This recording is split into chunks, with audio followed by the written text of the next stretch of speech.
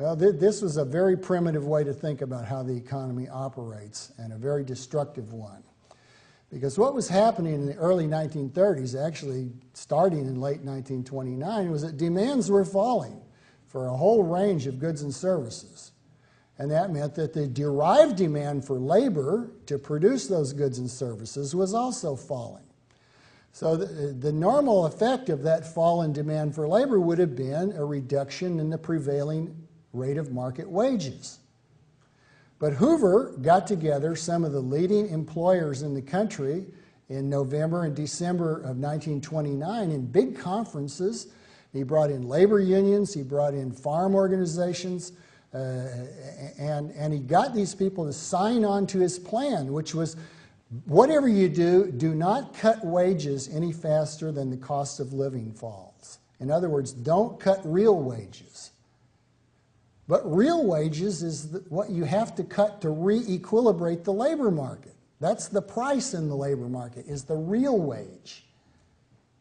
Unfortunately, a lot of these people, whether out of a desire to please Hoover or go along with him, or for other reasons, that's still an actively debated question in economic history, for whatever reason, many employers, especially in durable goods industries, where demand was falling fastest, did not cut real wages. In fact, they cut money wages so little that real wages actually went up, as their workers were finding that they could buy more with their earnings than they had before. But the necessary consequence of rising real wages, when the demand was falling for labor, was a gigantic amount of unemployment. So unemployment began to grow quickly in 1930. And it was already quite high by the end of 1930, and then it got worse and worse and worse until when we got to the beginning of 1933, almost 25% of the labor force seeking work was totally out of a job, and another 25% was involuntarily working at reduced hours. Spreading the work was all the rage in those days, both as a government policy and often as just an employer policy to try to keep some income going to the workers. So we've got half of the workforce that's not fully employed at that point, half of the workforce, and in some places where the workforce was heavily occupied in the production of durable goods, you know, the kind that goes into long-term projects, which weren't happening anymore. Unemployment rates were 60 or 70%. You go back and look at some place like Youngstown, Ohio. Look at Pittsburgh. Look at any of the big industrial labor markets of the North and the Northeast, where manufacturing durable industrial goods was a concentration there. Those workers were in deep trouble. If you came out of college in 1929 and started looking for work, there was some fair chance you'd never get a real job for the next 10 years, even if you had a good education. Because as unemployment got higher and higher, an employer didn't have to hire a young person. They could hire somebody with experience for the same pay. And they did. So a lot of young people just had to fritz around, make do odd jobs, go to school when they didn't really want to go to school, and so forth. Rely on their parents, rely on relatives, rely on friends, knock around.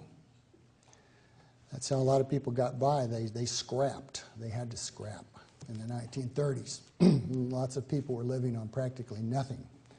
My father, who was a young man in those days, never went without work for long, but that's because he would do things like work all day cutting a cord of wood for $1.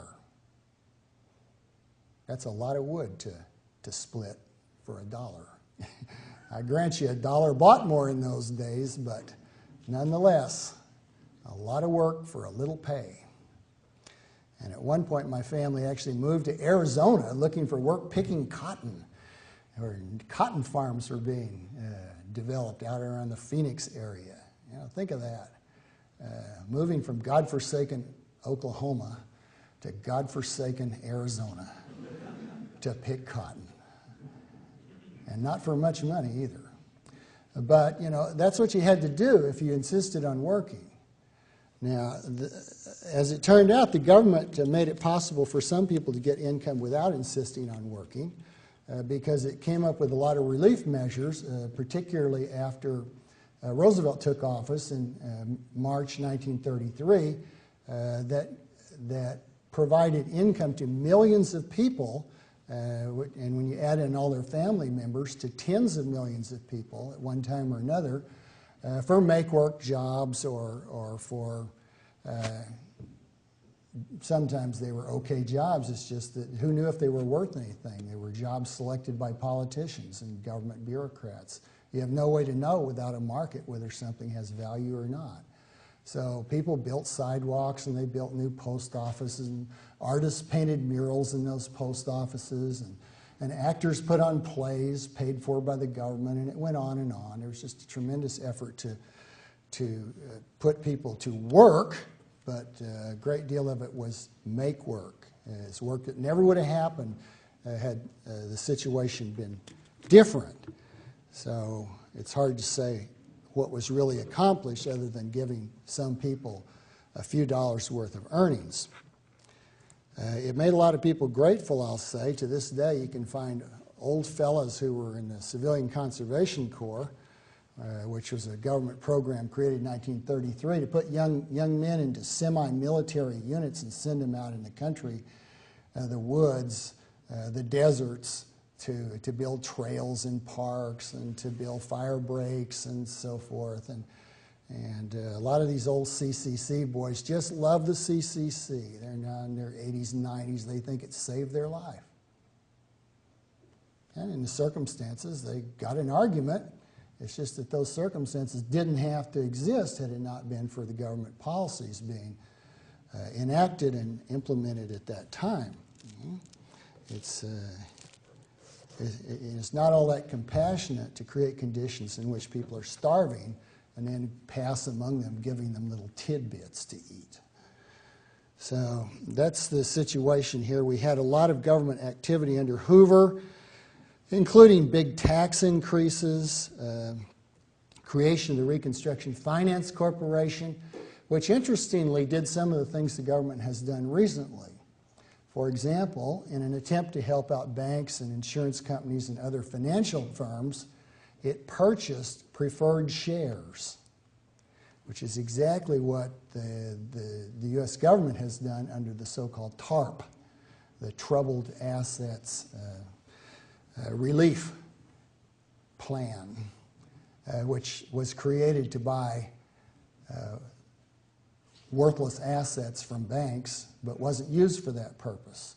And instead, it was used to give money straight to banks for preferred shares, or to give it to General Motors, or to Chrysler, or to AIG, the big insurance company, and to other people. But don't lose hope, my friends.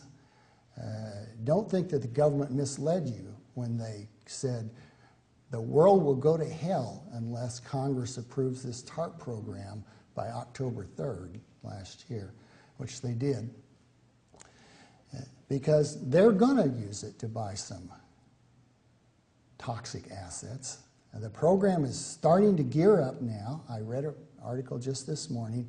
By the end of the month, it will be in operation, and the government will be putting $3 billion into this program to relieve banks of troubled assets. The banks are estimated to hold in this country something in excess of $1.4 trillion worth of these so-called toxic assets. So if you do the arithmetic, what you see is that this marvelous government program, which took over a year to get going, is going to purchase about 2/3 of 1% of those nasty assets and take them off the hands of those banks at prices they could never get in a free market, and reward all the wheeler dealers that are running the program with lavish fees. It almost makes you think there's hanky-panky afoot here sometimes, but maybe I'm just a terrible cynic. I've been accused of that. Now, what happened last September can only be described as panic. I happened to be traveling during part of that period, and so I was in hotel rooms equipped with televisions. Now, I have a TV at home, it's just that I don't watch it. And so I miss a lot of things that the rest of the world sees. I watch only Seattle Mariner baseball games because I'm an economist and I believe in specialization.